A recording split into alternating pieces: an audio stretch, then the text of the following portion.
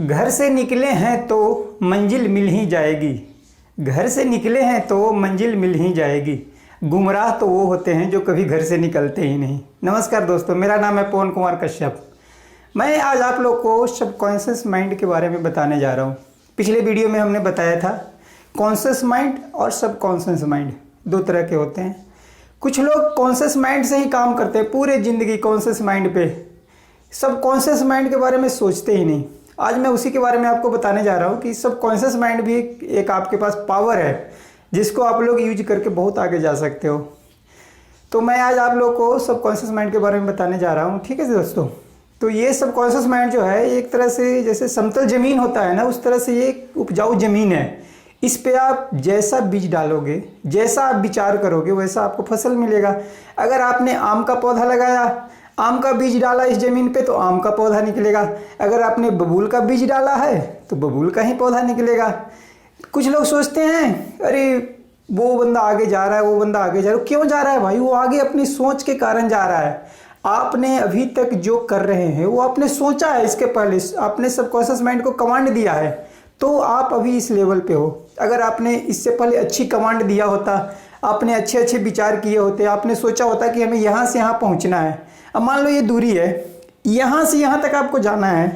अब ज़िंदगी यहाँ से शुरू हुई है, आपको पता ही नहीं है कि आपको करना क्या है ज़िंदगी में।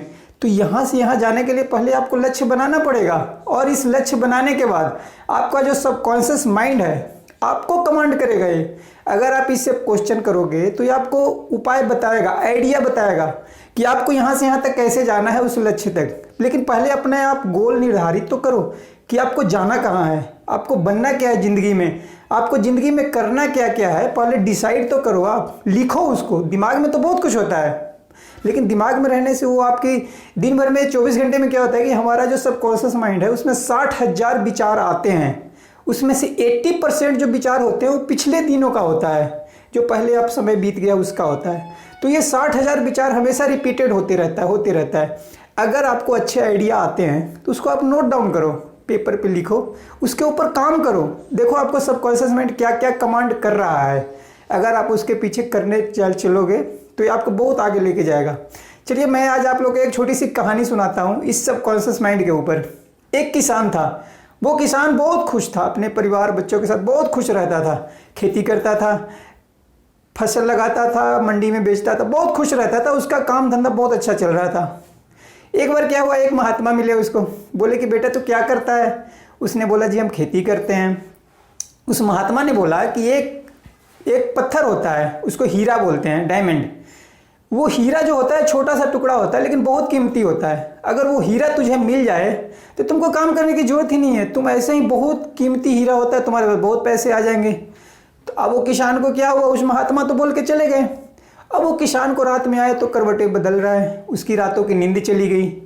अब उसको दिमाग में ये आ गया कि वो हीरा जो है वो कहाँ मिलेगा। अब वो हीरे की खोज में सारे गाँव में ढूंढा, नहीं मिला। पूरे शहर में ढूंढा, फिर भी नहीं मिला।